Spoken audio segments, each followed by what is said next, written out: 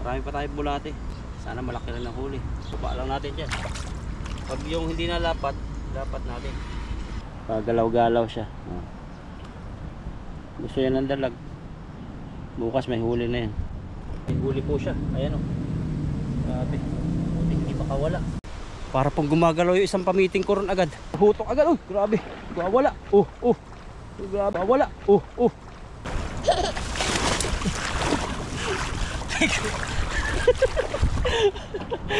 Kita. Hawa yun. Hindi sa hulog tayo. Basa tayo. Kalabog tayo eh. So, sasabaw natin yung iba. Woo! Yan, magpalang araw po sa inyo lahat. For today's video, solo fishing po tayo at binalikan natin itong dalagan dito.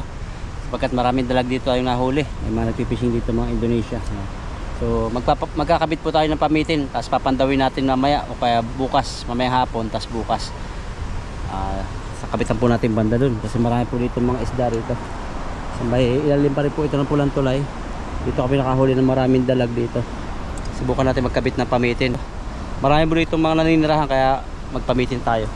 May gagamitin po tayo ditong nylon. Ito pong nylon na ito parang sinulid na napakatibay. Hindi po ito mapuputol ng dalag. Ito po yung special po ito. Tapos meron din tayo dito. Pero gagamitin natin itong nylon. Nylon na parang sinulid. Mas matibay ito.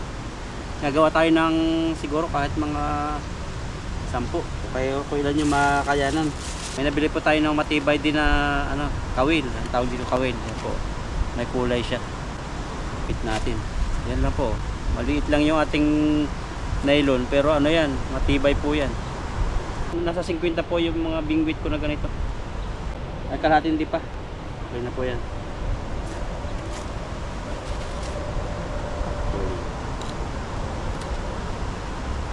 Si Ethan po ay ginagawa. Papalaba siya. Ako mamaya po ako magpapalaba. Ano lang po naman ito, kakabit ko lang. Kakabit ko lang tapos uuwi na rin ako pagkakabit. Tapos bukas ang pandaw. Ganyan lang. Hindi na ito basta-basta po mapuputol. Matibay ito. Matibay ng pagmamahal.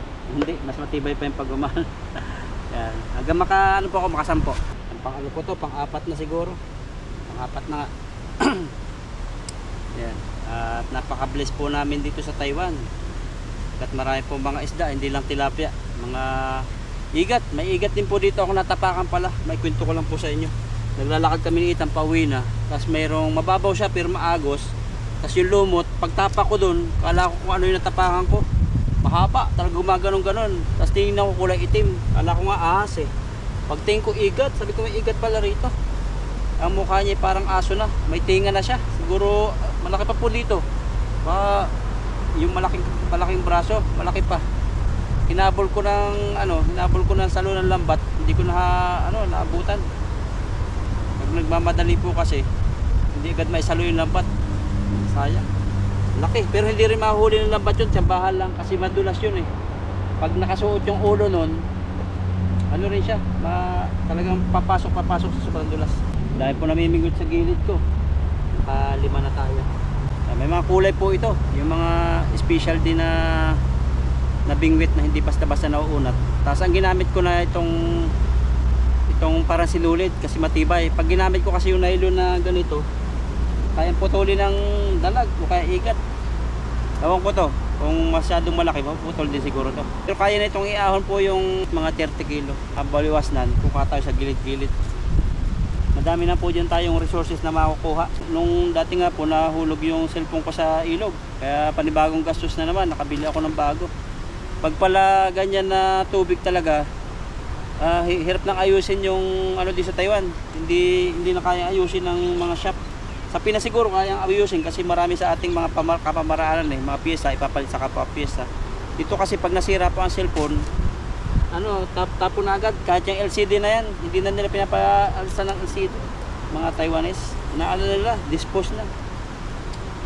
Kaya yung cellphone ko, 3 na yung cellphone kong sira dyan, gawa din ng tubig talaga.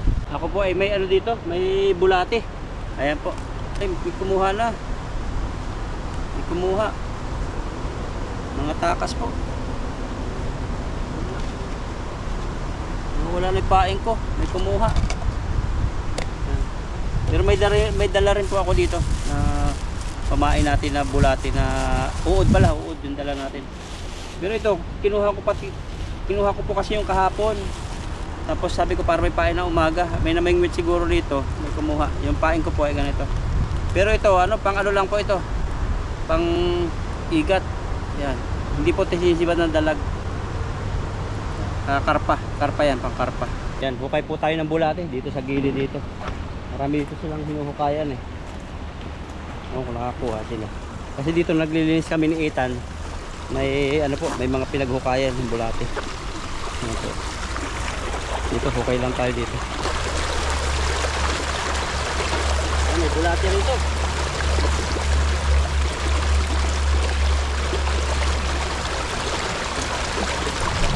Malambot po yung lupa niya.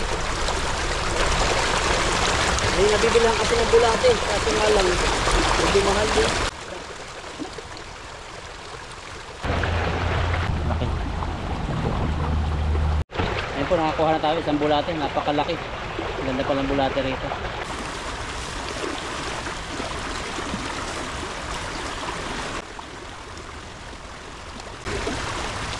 Yan, nakakuha na po tayo ng bulate. Mabilis lang pala makakuha ng bulate dito, malalaki.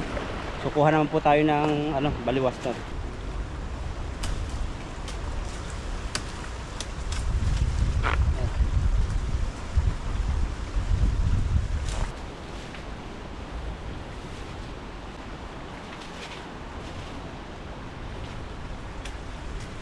Dalawa lang po muna, siguro itali na lang po natin sa iba yung mga gagamitin natin. Yan, tara po, lusong tayo, pamitin tayo. Sulo. Ayun, dalag agad yun. Tumalabo, galing po dito. Naglabo, kita nyo man yung labo. Dalag agad. Kabitan natin dito mamaya, pahuli.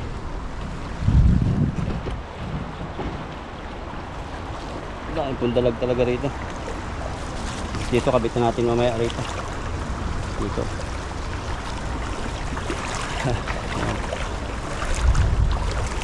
Dito tayo banda. Yan, magandang spot po ito. Kabitan natin dito banda. Sana walang pumandaw kasi marami namimingwit. Agapan na lang natin.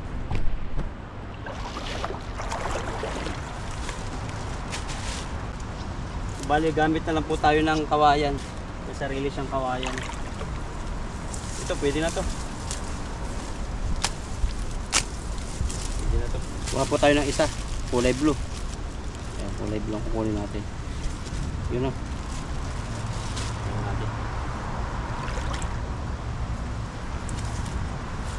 Style po nito pag tatali natin dito. Sobrang lakas ng dalag eh. Pero pag gantong style, kailangan natin higpitan. Kukunik na lang natin to para lumapat. Kukunik na lang po natin sa bagin dito. Binaba ko po dito ito para abot. So, isingitan lang natin dito para bumaba siya. Para nakatungo siya. Yan. Pag binatak po yan ng isda, siya, iigkas yan, makahuli siya.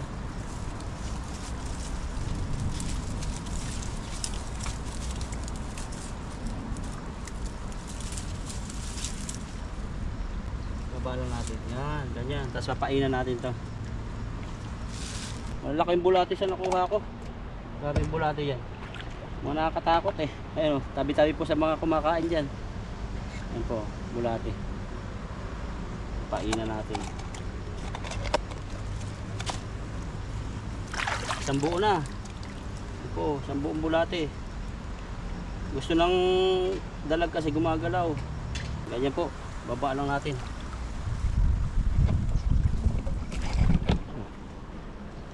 Yun. Sakto po yan. Kung gusto nyo, medyo taas-taasan natin. Yan. Hindi babaan. Yan, dyan yan. Ganyan-ganyan. Paggalaw-galaw yan lang yan dyan. Pag sinibad po yan ng dalag dyan, iigkas yan. Hindi na makakatakas. Yan, 1-0. Kaisa na tayo. Hanap tayong kabitan. So maganda rito. Mga tahimik po kasi yung gusto ng dalag. Yung mga yung hindi maagos. Para nakikita ko po maraming dalag dito. Kabitan natin dito. Gagamit tayong baliwas na dito. Baliwas na pa.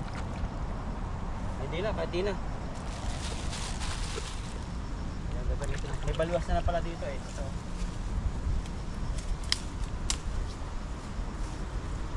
ito na yung baliwas na natin.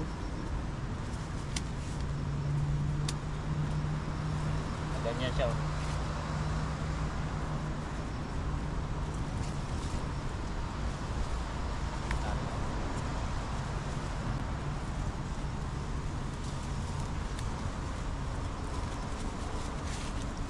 Hindi po siya matatangay kasi nakatubo talaga siya.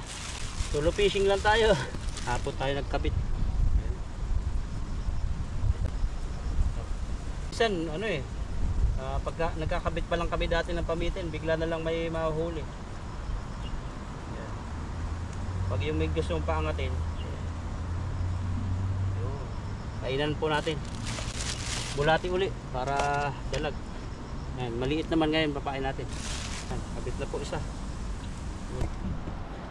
Pagalaw-galaw siya. Gusto yan ng dalag. Bukas may huli na yan. Kabit pa po tayo, banda ron.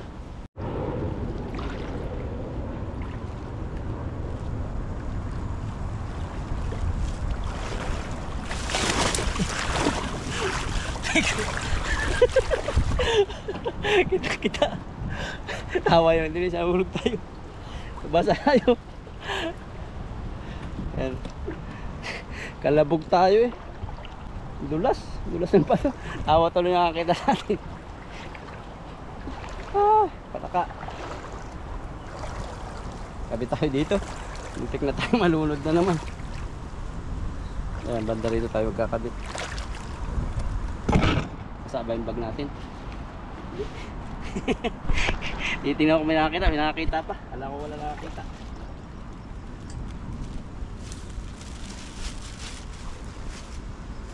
Ito, gagamitin natin baluwas na niya. Baluwas na sarili niya. Namamatay yung GoPro natin. Nandapa yata tayo kaya namamatay. Nakabit na po natin dito, painan natin. Bulati uli pain natin.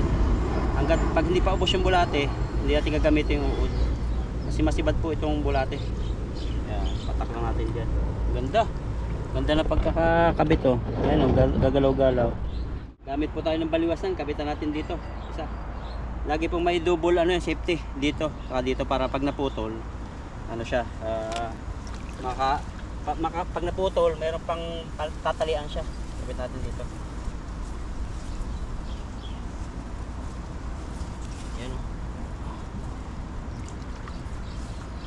Balang natin. Ayan. Marami pa tayo bulate. Mga maliliit nga lang. Malaki na muna gamitin natin. Putulin ko po. Malaki naman to eh. Malaki po ito, malaki. Sana malaki rin ang huli. Ang baba lang natin dyan. Pag yung hindi nalapat, dapat natin.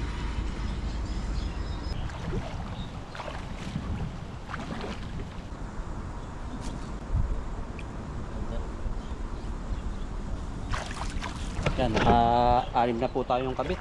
Dito ay malayo na tayo, malalim oh. Against the light na po kasi palubog na yung araw. Kabit natin dito yung isa. Mas maraming pamitin, mas maraming chance makahuli. Gamit na natin yung ating balawas. So, gagamit na lang tayo ng ano, parang ididikit na lang po natin sa kahoy. Ito po, alam ko na matagal na ito pamitin na to. Sa ano, kasama ko pa ang papa ko magkabit dati. Yan. Ito, maganda rito ang spot. Yan. Gagamitin natin ito. Mabato rito, mabato. Gusto ito ng mga igat. Igat naman ang huli natin. Ito, gamitin natin ito. May ano pa po tayo? May dalawa pa. So, nagawa ko po yata yung 8. 8 nga yata. Bali ito, mahuna to. Kaya gagamitin natin ng technique. Tatali natin dito muna. Sa taas. Para pag naputol siya, ano, may segunda mano dito sa parito. Para dalawang purpose. Hindi siya basta-basta bibigay. Ayan o. Maganda yan. Ayan. Ayan. Tapos papainan natin. Maganda po kasi yung nakalutang-lutang lang yung ano, pamain. Kasi parang sumasayaw-sayaw siya. Ayan. Parang second to the last na tumbulate natin. Pero maraming bulate rito eh. Gilid-gilid. Naobserbahan ko po kasi kahit sa Pilipinas, mas masibad yung bulate kaysa sa ibang pamain. Okay na po yan. Dalawa na lang po, kapit natin yung isa. Ayan, second to the last po dito. May bahayan dito, may ilalim. Parang may igat po rito. Susubukan po natin dito. Sana hindi maputol to. Igat. So, bali dalawang nylon gagamitin natin para sigurado. Isa rito sa taas. Ayan. Para pag naputol po itong kahoy, ano pa tayo? May makakapitan pa yung ating nylon. Yun, ayan o. Dito. Ganyan-ganyan yan. Last na pala itong bulating ito. Ang liit. Igat to, igat. Ang igat namang mahilig din sa bulate yan. Nakahuli kami hipon, bulate. At anong paggutom yan, kakain talaga yan. Yun, yan. Okay na po yan. Kainin na yan. At may isa pa, kabit ko po doon sa malapit kasi doon yung dalagan teritoryo. May namimingwit kasi kanina kaya hindi ko na ikabit. So, yan, ikabit na po natin yung pamitin at medyo padilim na. Pagong po rito. Pagong. Bahal pong hawakan yan. Yan, last one po, kabitan po natin dito. Uod papain natin. Nakabit na natin dito yung pinakang last one po. Yan. So, tuloy na po tayo. At ito yung ating dala. Ubos na natin ikabit. So, balikan po natin bukas. At tayo po ay maghuhugas muna dito ng kamay, maputik dito sa ano. Ayun po, doon banda natin kinabit yung mga pamitin, banda roon. Hanggang doon sa may bato-bato doon. Yan, para makahuli. Bah, para pong gumagalaw yung isang pamiting ko ron agad. Tingnan po natin, meron doon gumagalaw. Grabing ano yan, pamitin yan. Gumagalaw. Nakabahan po ako, parang may huli. Parang may huli po, sana hindi pagong. Kakabit lang natin eh. Sa dulo po, sa dulo. Repair ko lang po yung mga gamit ngayon, nagagalaw. Ano kaya huli nun? Grabe, sana po ano. Sana po hindi pagong, kasi bawal pong pagong. Ayun, tingnan niyo po, gumagalaw-galaw. Ay, mumuhutok oh. Oh, grabe. Mumuhutok agad oh, grabe. Wala. Oh, grabe. Grabe. Mumuhutok agad oh, grabe. Wala. Oh, grabe. May dalag yata to. Oh, nagwawala. Ayun oh, laki ng nahuli. Wow. Tingnan niyo po, tingnan natin. May dalag pong huli, may huling dalag. Ayun oh, yung GoPro nga natin namamatay. Kunin ko po yung lagayan dito sa aking bag. Nakahuli. Yan, kinuha ko na po itong lagayan po ng huli sa bag natin. Namamatay po yung GoPro natin. Huli po tayong dalag.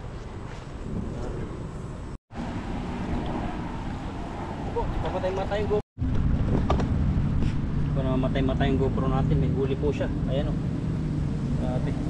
Hindi makawala. Ito po yung dalag nating huli. Kita ko sa inyo. Yan, pamatay-matay po yung ating GoPro. Ayan, pag pinindot po rito yung GoPro natin, ayan, buhay siya, tapos mamaya mamatay siya. Ayan po yung nahuling dalag natin. Yung cellphone na lang gamitin ko. Grabing dalag to. Oh, yun, namatay na yung GoPro. Ayan po. Grabe. Kagabi. Grabe oh. Laki, malaki po siya. Nahuli siya agad. Oh. So, ano na natin to? Kunin na natin. Putulin na natin dito. Yan, putulin na po natin dito. Nahuli natin. Yan o. Pahuli tayo. Wow. Ayan po. Pahuli. Mahuli dito po natin eh. Ayan po, nahuli natin dalag oh. Malaki rin siya. Wala oh. Oh. Yung parang dalag na tigre dito. Marami talagang dalag dito ng tigre. Kauna-una ko po kasi kilabi ito. Yan, dahil natin tong GoPro. Oh, yun. Grabing yan. Wala siya. Yan. Yan po, ayusin ko lang po yung gamit ko. Silid ko sa bag tong GoPro. Ang hirap ng sitwasyon ko. Grabe. Ano po siya, yung niya tigre. Oh. Oh, grabe, malakas pala siya. Nahuli tayong dalag. Oh. Wala siya. Ano kasi po yan, birikis po yung nylon natin. Kaya hindi basta-basta masisira yan. Hindi na tayo. Kita nila. Yan. Huli agad. Titingnan na yung mga namimingwit. Ito yung isda. Nahuli natin. Linisan natin agad. Ito po yung nahuli natin. Dalag. Grabe yung dalag yan. Oh, laki. Laki nahuli natin. Makardihin na natin agad to. Diretso linis ko na po dito. Sa linisan namin ni Ethan. Sa dalagan. Dito siya sinabitan sa may mata. Kaya walang kawala. Bigyan natin si Ethan. Ang taba. Laki po ng braso ko. Malaki pa sa braso ko. Mas malaki to. Pinakamalaki to sa nahuli ko dati dito. Iwain ko na po itong dalag. Nakaliskisan ko na. Malaki pala ito. Plastic ko. May plastic po ako rito.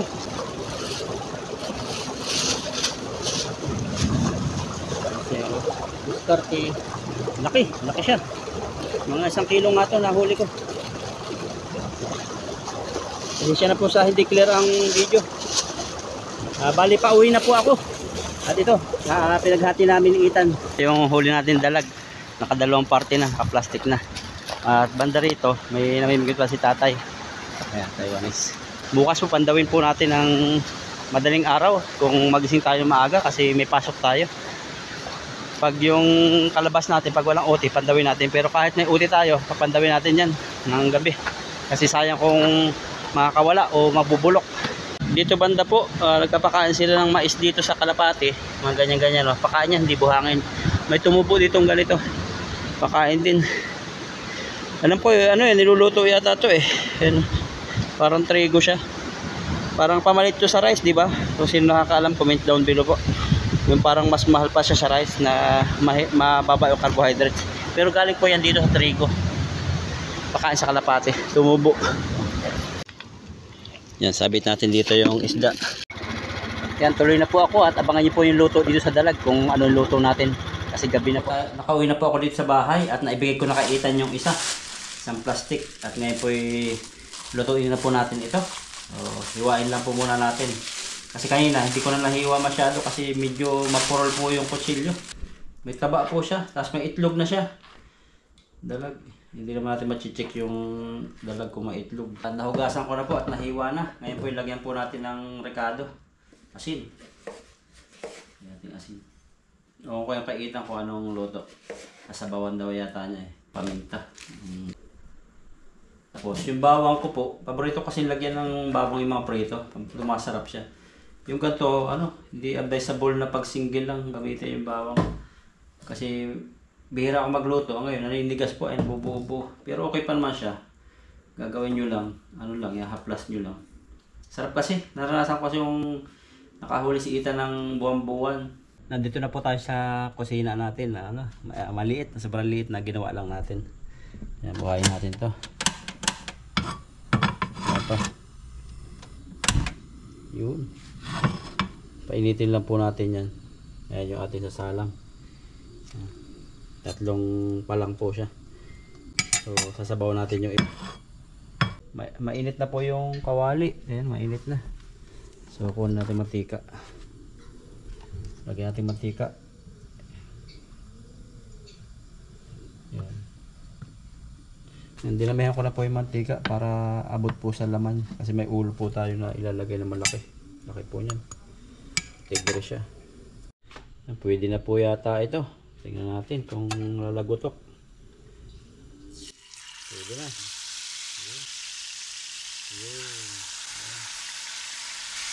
Wow. Kami, kaayo. Sarap niyan. Itong mga tinalang pa lang natin. Yung kapasukan. Yan, bali tinatagit-tagilid ko po. Pwede na itong isa. Yan o. Okay. Yan. Hango. Yan, nakuha na po ako ng kanin. Rice cooker. Yan. Sasalangan po ito mamaya para bukas ng umaga. Meron tayong breakfast. Tapos itong papakain po si Sayon. Sabay kong kumain si Sayon. Yan, meron po tayo dito yung juice. Yung nabili natin sa Costco. May tira pa. Parang ikalawang lang to. Ikalawang baso tapos ubos na. ano pa siya? Diet. Ang diet ba to? Ano ba itong mga green? Color green. Kiwi. Tapos mga gulay-gulay. Tapos mga green juice. Ang detox daw. Sabi. May tubig tayo dito. Sasawan tayo dito ng bawang. Saka toyo. Suka. Tapos seasoning. Yan. Meron tayo ditong prito. At parang ahas po siya. Kakainin natin ito. Nagutom na kasi tayo. Sasabawan ko sana. Pero may matitira dito yung ulo. Sasabawan po natin bukas ng pisang dalag. Pero ngayon gutom na tayo. Kainin natin ng prito lang siya. Pray tayo. Sabay kami ni Sayon. Ano to tayo?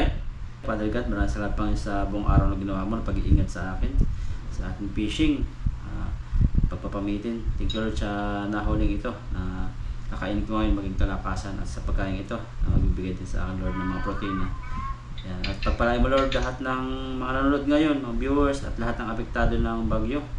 Pagpalain mo kanilang pagkakang family Lord. Ingatan mo lagi at ilayo sa pamakan. Lord, this is my prayer in Jesus' name. Amen. Kain. Kain, Totoy. Wala may Totoy. Ha? Munggo? Munggo daw. Tapos na. Kain tayo dalag. Sarap, tikman natin yung dalag sa prito. Dalag, naman. Sausaw natin dito. Subukan ko pag nakahuli uli. Pero gustong pisang dalag siya prito. Hindi ganyan yan. Yan yung parang beef steak. Sarap talaga niya. Iisang sibuyas na may lemon. Lagyan mo lang konting tuto. Parang dalag steak. Lagyan ka lang ba? Sarap. Iba yung lasa talaga niya. Kakaiba. Pinaka-paborito ko sa lahat ng isda sa ilog to. Tapos nabiruan pala hipon, paborito ko sa ilog hipon. Yung malaki ang ulo. Ubos si Toto eh. Itan, anong luto yung kanya? Kasabawan niya sa itan yung kanya eh. Na binigay ko.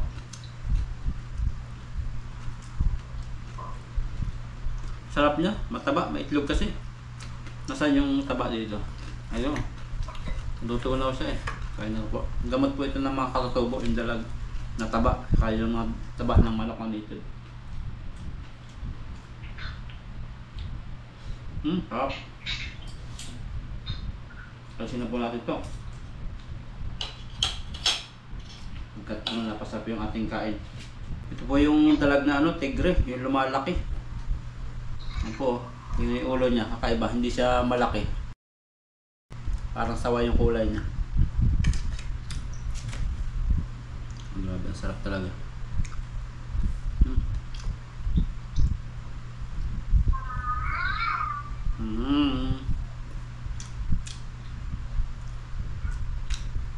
Tapos na po kumain yung mag-ina ko, naghuhugas ng plato yata. Taba. Alam niyo po yung lasa ng kumbaga sa salmon. Masarap yung salmon. Iba yung lasa niya. Itong dalag naman, mayroon siyang lasa na talagang nakakaiba. Parang may oil na parang nagbibigay sa kanya ng pag kinagat mo na parang malinamnam na basta kaiba. Hindi ko ma-explain. Hindi siya lasang tilapia. Dalag talaga yung origin niya. Kasi po mayroong mga tilapia na minsan iba yung lasa. Tulad ng banak, ang lasa po ng banak ay parang lasang bangus. Pero ito may original lasa, may originality ng lasa. Yung lasa talaga na basta kaiba. Lalo itong tigre, masarap yung tigre. Grabe po yung nangyayari sa atin sa Pinas. Yung bagyo talaga, dadaan lang ng isang bagyo, meron na naman. Tapos meron na naman. Grabe. Kailangan talaga lakas ng loob kasi nakakaawa din. Bukod sa mga tao, nakakaawa yung mga hayop, mga baboy, manok. Nakita ko yung manok, nakalabas na lang yung ulo niya sa kulungan para lang makahinga. Kasi yung mga aso, na nakatali, ang dami namatay. Ang hayop. Bukod sa tao. Isa rin po yan sa mga mining, yung nangyayari. Kaya pag may bagyo, pag may umulan, yung daan ng tubig na iba na. Kasi nabago na po yung ano ng lupa, sinahukay na nagkakaroon ng daan na papunta sa mga bahayan. Kasi yan po mga bahayan na yan, bago pa tayo nagkabahay dyan sa lugar natin, ba sa bahay na sa Bicol. Nung bago pa dumami ang bahay niyan, o Cavite, bago pa dumami ang bahay niyan sa mga lugar-lugar na yan, ano po yan, katutubo dati ang nakatira dyan. Tapos ngayon, pinag-aralan ng katutubo yung mga lugar na yan. Kung saan sila magtatayo ng bahay, kung saan yung binabagyo, binabaha. Kaya malayo po yan sa mga daanan ng tubig. Yung mga bahay na tinayo. Ngayon, nung nagkaroon po ng mga illegal mining, illegal logging, so naukab po yung mga lupa.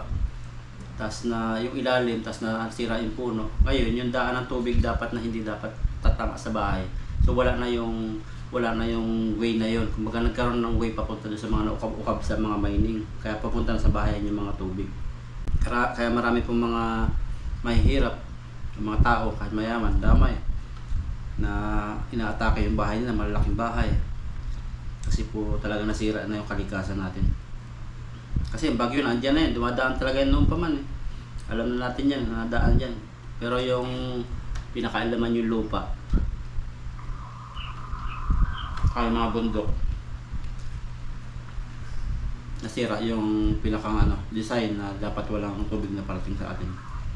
Saka yung mga pirang sa atin, itinatax natin, hindi nagamit sa tama. Dapat kahit dumaan yung tubig sa ganyan, so less sana yung pinakang casualties. Kain lang po ako. Ang kawa kasi ang daming OFW po na yung isa 11 years, yung isa 21 years.